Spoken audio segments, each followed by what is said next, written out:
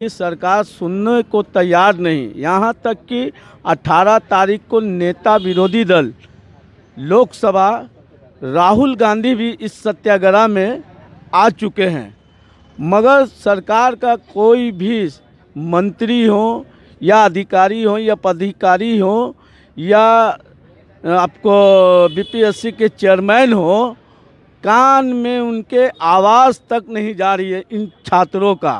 हम जानने का कोशिश करेंगे कि हमारे साथ लगातार इन छात्रों के लिए डटे हुए हैं हिमांशु सर और लगातार इन छात्रों की आवाज़ को बुलंद कर रहे हैं। हम जानने की कोशिश करेंगे सर, जो 18 तारीख को राहुल गांधी जी आए थे, क्या आपसे बातें हुई? राहुल गांधी जी ने जो हम लोग का ज्ञापन था उसको देखा, हमारी समस्याओं को समझा और क्या हमारी मांगी थी उसको उन्होंने समझा। उसके लिए लगभग 10 बच्चों का डेलीगेशन, कुल मिला के लगभग 15 से 20 बच्चे गए थे और उनके डेलीगेशन से उन्होंने बैठ के बात की होटल चाणक्य में और फिर चीज़ों को समझा। कहा कि हम आपके हर प्रकार के इस लड़ाई में हर प्रकार के सहयोग में, बताइए हमसे आप क्या चाहते हैं। तो पहला तो हुआ कि इसको संसद में जो है मुद्दा उठाएंगे, तो अभी 31 जनवरी से शायद संसद शुरू होगा तो उसमें ये मुद्दा उठेगा और फिर एक उचित कार्रवाई इस पर होनी चाहिए। लीगल भी जैसा आपका सहयोग होगा हम आपका सहयोग करेंगे, तो ये सारा कहा था। फिर उन्होंने बच्चों से पूछा कि और क्या चाहिए आपको बताइए, तो उन्होंने कहा कि सर अगर बेहतर होता कि आप जो है हम लोग के साथ 2 मिनट गर्दनी बाग चले जाते। तो गर्दनी बाग आए और आने के बाद लगभग 15 मिनट करीब यहाँ बैठे। तो फिर उन्होंने हमसे पूछा कि सर और क्या क्या हुआ था उसके बारे में बताइए। तो मैंने बताया कि किस प्रकार जो 6 दिसंबर, 25 दिसंबर और 29 दिसंबर कैसे लाठी चार्ज हुआ था, कैसे वाटर कैनन से पानी फेंका गया है, कितने बच्चों पे केस हुआ था, वो सारा का सारा उन्होंने दिखाया। तो उन्होंने पूछा कुछ वीडियोज़ भी है क्या, तो हमने उसको वीडियो दिखाया तो काफ़ी दुखी हुए। तो ये सारा का सारा रहा उस दिन। चलिए, राहुल गांधी जी तो आए आप लोग के बीच में, नेता विपक्ष हैं, चूँकि उनका आना उनका फर्ज था, आप लोग के बीच में आए सर, मगर आप लगातार जिस तरह से छात्रों के लिए रात तो रात दिन तो दिन 40 दिन करीब हो गया इस आंदोलन को, इस पर सरकार कोई संज्ञान नहीं ले पा रही है सर। जिस राज्य में सरकार चलती है तो संज्ञान लिया जाता है। जहाँ पे सरकार ही नहीं है, जहाँ पे तानाशाही अधिकारी व्यवस्था चला रहे हों, कुछ भ्रष्ट नेता व्यवस्था चला रहे हों, वहाँ पे कैसे आपकी बात सुनी जाएगी? यहाँ सरकार है ही नहीं है। दरअसल मुख्यमंत्री तो हमारे मानसिक रूप से अस्वस्थ हैं।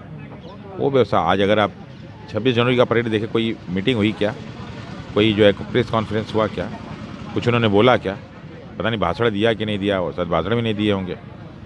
तो इसलिए जहाँ पे शासन है ही नहीं है, व्यवस्था ही नहीं है, तो वहाँ पे कहाँ बात सुनी जाएगी? वही हाल हमारे बिहार का। देखिए, हो सकता है नई चुनाव हो, नई सरकार बने तो शायद कुछ सुनी जाए बातें। चलिए, सर बोल रहे थे कि नई चुनाव हो, नई सरकार बने तो इन छात्रों के लिए कुछ निकल कर आए। आपसे पूछना चाहते हैं सर, आप कितने दिनों से बैठे हुए हैं यहाँ पर? लगभग लगातार हम लोग आज 40वां दिन है यहाँ पर बैठे हुए हैं, सोए हुए हैं, यहीं पर रहते हैं, यहीं पर सोते हैं और किसी तरह से जो भी छात्र हम लोग को समर्थन करते हैं उन लोग के द्वारा खाना आता है, हम लोग खाना जा करके भी खाते हैं और यहीं पर रहते हैं। लगातार 40 दिन से यहाँ पर डटे हुए हैं और डटे रहेंगे। जब तक री एग्ज़ाम नहीं होगा तब तक हम लोग देख रहे हैं, आप लगातार छात्रों की संख्या बढ़ते जा रही है और इसी तरह से बढ़ते जाएगी।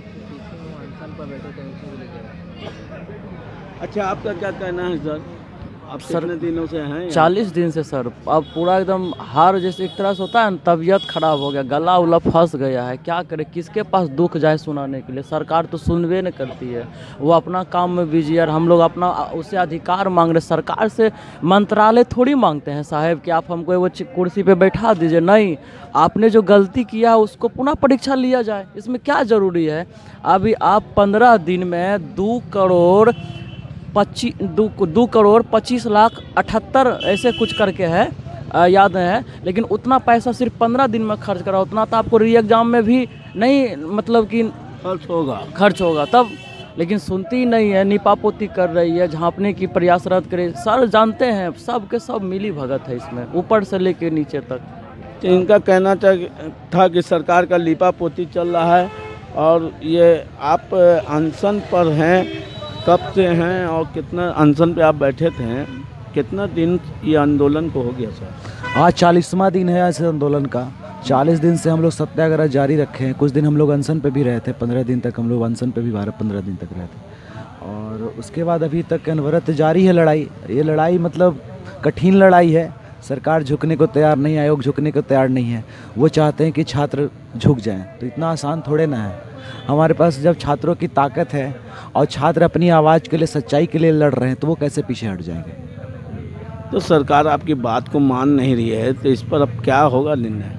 देखिए, सरकार बात को मान रही है या ना मान रही है, लोकतंत्र की ताकत होती है कि सरकार को भी मानना पड़ता है और आयोग को भी मानना पड़ेगा। उसमें बात यही है कि जितने से ज़्यादा छात्र हम लोग आएंगे, और अभी तक एक मैं आपको बता दूं कि कोई भी ऐसा छात्र आंदोलन नहीं है जो कि 40 दिन तक सत्याग्रह के माध्यम से चला है।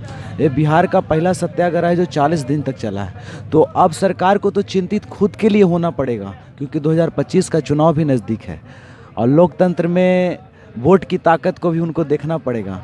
जब छात्र अपनी वोट का प्रयोग करने लगेंगे ना, तो उन्हें पता चलेगा कि वोट की ताकत क्या होती है और लोकतंत्र की ताकत क्या होती है। चलिए, ये बोल रहे थे कि ताकत हम दिखाएंगे आने वाले समय में। हम लोगों से आप पूछना चाहेंगे, मैम आप सत्याग्रह में कितने दिनों से बैठी हुई हैं? हम 18 तारीख से हैं। क्या आपकी सरकार बात मानेगी? सरकार पे भरोसा नहीं, हम लोग को न्यायपालिका पे भरोसा है। न्यायपालिका से हम लोग की जीत होगी।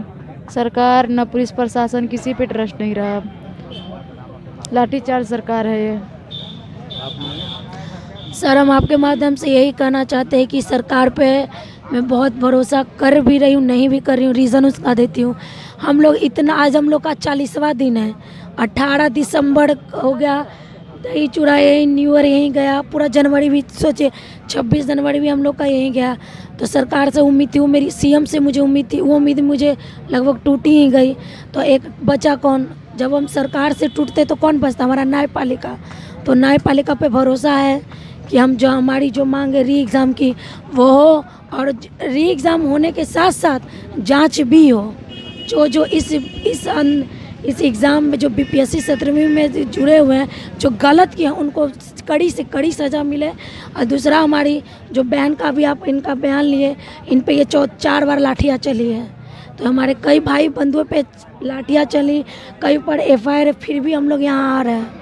उसके बाद भी आ रहे हैं, यहाँ लड़ रहे हैं अपने हक की लड़ाई के लिए। तो यही है लास्ट ऑप्शन। न्यायपालिका पे पूरा भरोसा है और रहेगा, यही मैं कहना चाहती हूँ। धन्यवाद। लोग का कहना है कि न्यायपालिका पे भरोसा है, कुछ लोगों का कहना है कि हम अंतिम सांस तक अपनी मांग को लेकर यहाँ डटे रहेंगे, और सरकार नहीं मानी तो लोकतंत्र के जरिए हम मनवाने की कोशिश करेंगे। अब चुनाव भी नज़दीक है, सरकार बदलने की भी आस में लगे हुए हैं लोग, मगर मेरा कहना है कि इन छात्रों के बारे में सोचे सरकार। न्यायालय, न्यायपालिका, तमाम लोगों से गुजारिश है कि इन छात्रों के लिए कुछ ठोस कदम उठाइए। और यह वीडियो अच्छा लगे तो ज़्यादा से ज़्यादा शेयर करें, हमारे चैनल को सब्सक्राइब करें, कमेंट बॉक्स में कमेंट करें। जय हिंद, जय भारत।